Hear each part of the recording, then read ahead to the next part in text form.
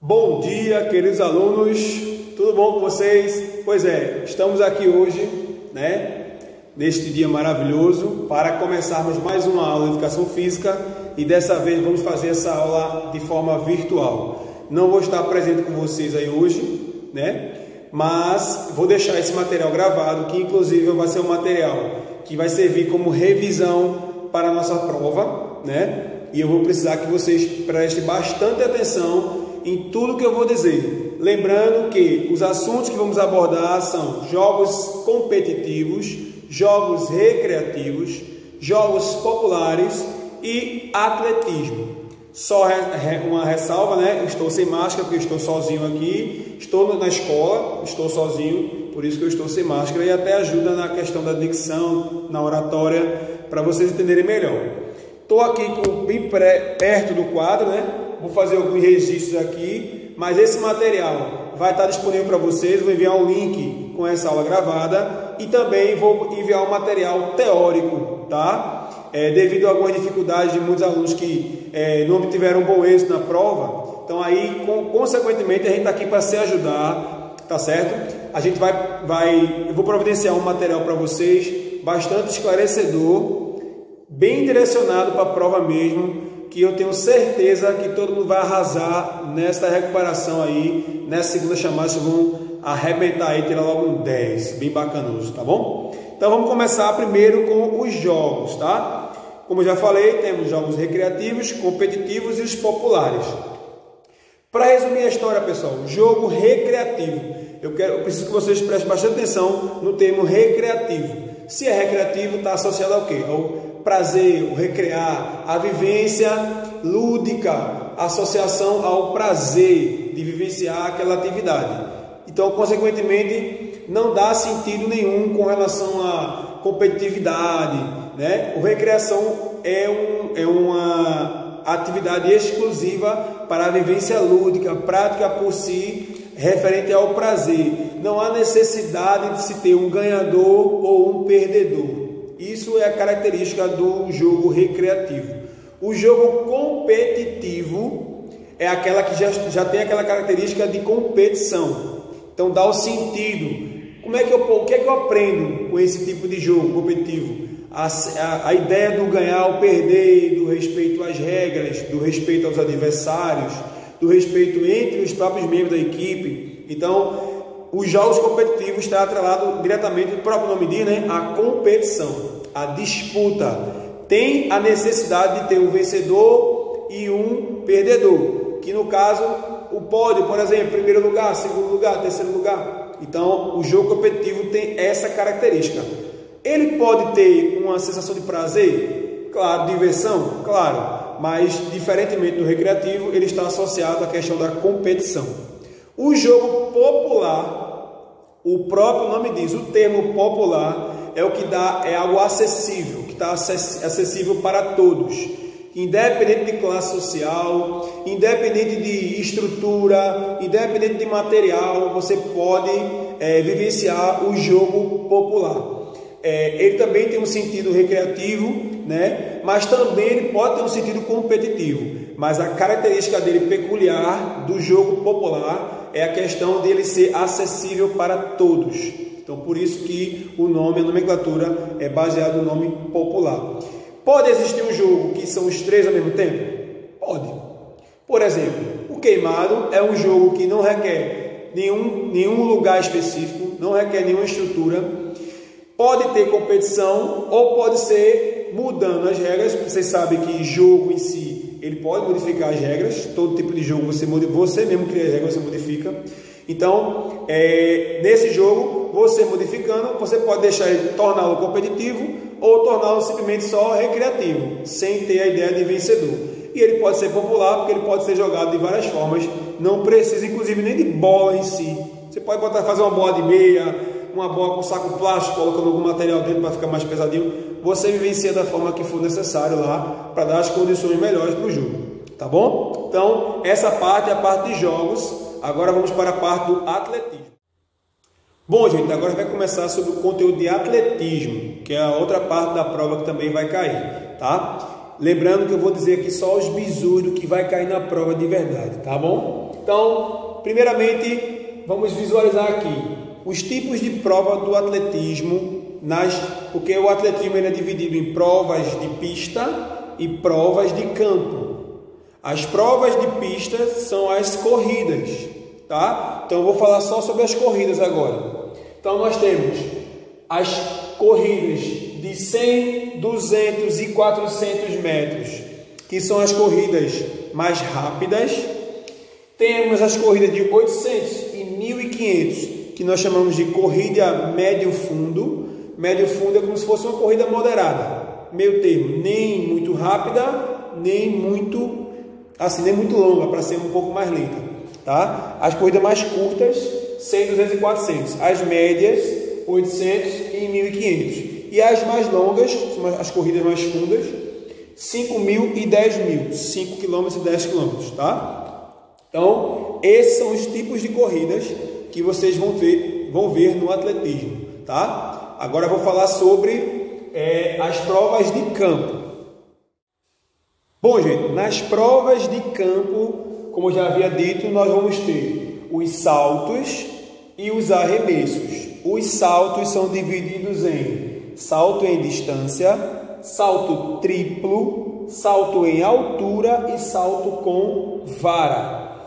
Podemos dizer que esse tipo de salto em distância, o triplo, eles se enquadram em um plano horizontal. Por quê? Acontece na pista de forma horizontal. O plano onde os atletas eles se colocam, eles se manifestam dentro do campo de forma horizontal, certo? Horizontal. No caso, nos saltos de altura e o triplo, é mais no plano vertical. Eles vão buscar o objetivo se lançando o corpo para cima e em busca de uma transposição ou a passagem por um obstáculo, que no caso é aquela varinha que fica lá em cima, que determina a altura, que se chama sarrafo. Esse termo sarrafo vai ser utilizado na prova, inclusive, transposição do sarrafo. O sarrafo é aquela varinha quando eles vão passar, se derrubar, o salto ele é inválido. Se apenas tocar e não derrubar, o salto é válido, certo? Então, o de altura e o de vara são feitos no plano vertical, beleza? E agora temos os arremessos também. Os arremessos são 4 tipos: arremesso de peso, arremesso de dardo, arremesso de martelo e o arremesso de disco. Lembrando que desses 4, 2, que é o de martelo e o de disco, que tem a necessidade do atleta de fazer o giro para poder lançar o objeto. O martelo é aquele que tem um cabo de açozinho com a bola de ferro no final, e você segura com as 2 mãos, faz o giro, faz a rotação para lançar o mais distante possível. E no caso do disco, ele prende também, segura e você faz o movimento de girar aqui, faz o giro para lançar. Esses 2 necessitam de uma gaiola de proteção. Para que serve essa gaiola, professor? Existem arquibancadas onde existe o público lá que vai prestigiar o evento. Então essas gaiolas servem para proteger caso o atleta em algum momento no lançamento ele não consiga, ele perca um pouco a referência de lançar para frente e aí pode passar direto e lançar para o lado. Como é muito distante, muito forte o lançamento, poderia atingir alguém na arquibancada. Então a gaiola já serve para isso, para evitar esse tipo de acidente. Já o peso e o dardo não é necessário, porque o peso é uma bola de ferro, masculino 7 kg e o feminino 4 kg.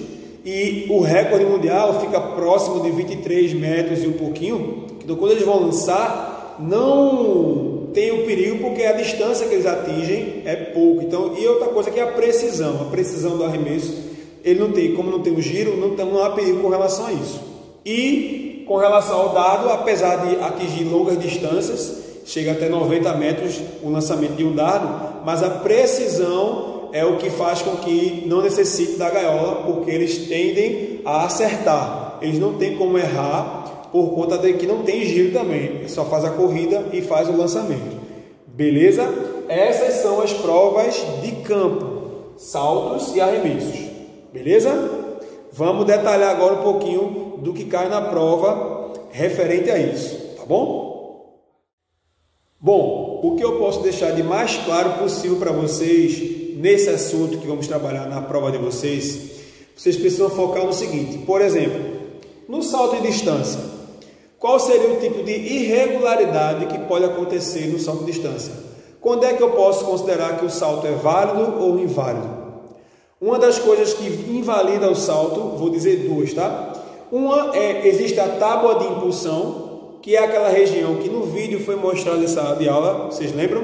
Que o atleta pisava na tábua de impulsão, aquela região branquinha que tinha lá, e existia uma linha vermelha, e se ele ultrapassasse essa linha, e existia até uma região com uma massinha, uma espécie de argila, que quando ele ultrapassasse ia pisar e deixava a marca do pé. Então acusava de fato que ele queimou o salto. Se ele pisar na tábua de impulsão, mas ultrapassando essa linha limite, ele queima o salto. O salto é inválido. A outra forma de queimar o salto é, ele vem na corrida, quando ele usa a tábua de impulsão de forma correta, quando ele pisou, ele teve a queda no banco de areia, sendo que aí ele teve a queda e aí ele andou para trás. Como assim andar para trás? Ele andou em direção à tábua de impulsão, por cima da areia de novo. Ele também vai perder o salto. Por quê? Porque aquela região ali, ninguém pode ter acesso, só o atleta que saltou, porque vão fazer a medição do salto dele, do princípio, que é a tábua de impulsão, até a última parte do corpo dele que tocou na areia, ou seja, mais próxima da tábua. Se ele levanta e volta pisando, praticamente ele está invalidando o salto dele, porque ele deixou marcas na areia que foram desnecessárias. Para ele poder validar, ao término do salto, ele precisa sair para os lados ou para frente. E aí sim, ele consegue validar o salto de distância, beleza?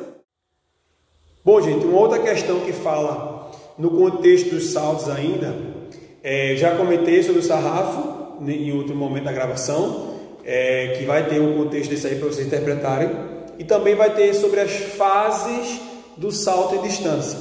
Como assim as fases, professor? Seria a movimentação que o atleta faz desde o princípio da saída até a finalização do salto.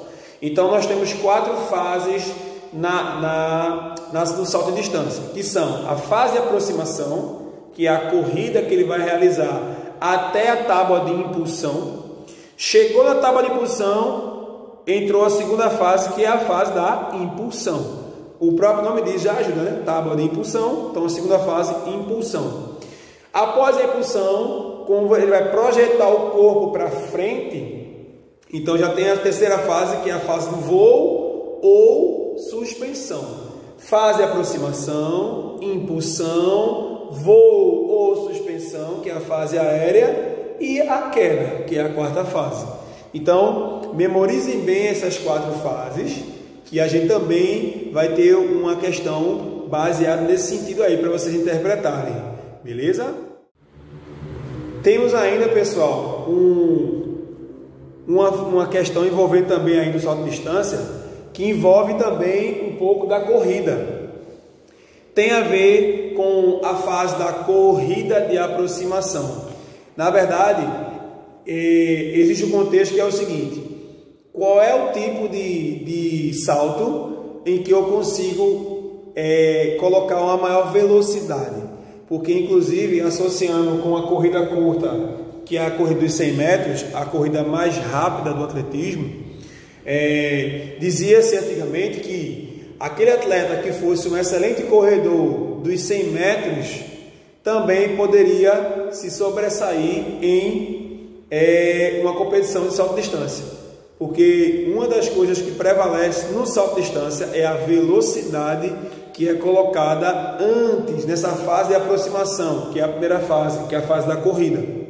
Então, por isso que eles diziam que quem fosse corredor dos 100 metros poderia também ser um bom saltador, né? O que ia diferenciar era justamente a técnica nas outras fases, né? Na fase da impulsão, na fase da suspensão, do voo. Aí a queda, que até a queda também interfere, onde ele se lança o corpo totalmente para frente, com os membros bem estendidos, para que ele consiga o maior alcance possível na hora do salto. Então, se liga nessa observação também com relação à corrida, aos 100 metros. Vai ter uma questãozinha também baseada nesse sentido aí. Por fim, gente, vai ter um contexto também sobre as questões dos jogos. E aí eu vou frisar também uma questão referente a jogo esportivo, que mesmo que não tenha sentido de o que é um jogo esportivo, que eu falei com relação aos três tipos de jogos, que é o competitivo, o recreativo e o popular. O jogo esportivo, ele se caracteriza como um jogo competitivo, né? Porque o jogo esportivo, na verdade, envolve nada mais nada menos que os esportes. Mas existe uma grande diferença, a vivência do esporte e a vivência do jogo esportivo. Vou dar só um exemplo. Esporte e voleibol, jogo esportivo e voleibol, são coisas diferentes. Por quê? O esporte e voleibol, você vivencia com as regras que já existem. São pré-estabelecidas por um órgão superior, um órgão criador. O exemplo do futebol, a FIFA, por exemplo, é o órgão superior, o órgão máximo do futebol, que é o que rege as regras do mundo todo. Então, voleibol. O mesmo voleibol que é jogado aqui no Brasil, é jogado no Japão, na China, na Itália, na Suíça, em qualquer região do mundo. No esporte. As regras, em resumo, elas não podem ser modificadas. É isso que vocês precisam mentalizar. Esporte, as regras não podem ser modificadas. E o jogo esportivo? Sim, as regras podem ser modificadas. Um exemplo, vou pegar o voleibol. Numa regra oficial, joga 6 contra 6. Em uma quadra que é 18 metros de comprimento por 9 de largura. No jogo voleibol, no jogo esportivo, eu posso colocar 8 contra 8, 4 contra 4, 10 contra 10. A quadra pode ter 20 metros por 10, 20 de comprimento por 10. Eu modifico a altura da rede, tamanho oficial, 2,43 metros para masculino, 2,24 feminino. Eu posso colocar a rede bem baixinha, 2,30 para os dois, para tanto masculino quanto feminino. Eu posso colocar misto. Enfim, então eu crio a regra que eu posso, que eu quero na situação lá. Então, caracteriza jogo por conta disso, a mudança de regra. Jogo esportivo, eu posso, as regras são flexíveis, usem esse termo, tá? Flexíveis. E o esporte, as regras são engessadas, elas são fixas, não podem ser modificadas. Beleza? Dá uma sacada também nessa parte que vai ter uma questão sobre isso, beleza? Bom, gente, espero que vocês tenham gostado aí da aula, do material. Vocês vão observar essa aula com atenção. São aulas com bastante bizu aí sobre o que foi dito na prova.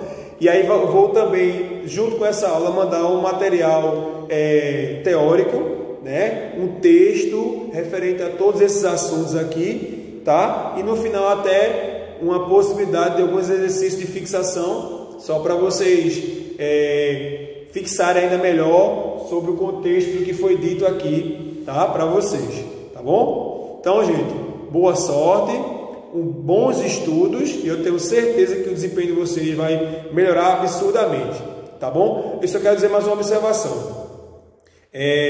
Muitas vezes, gente, a dificuldade é grande com relação a transpor o que se aprende na prática no papel.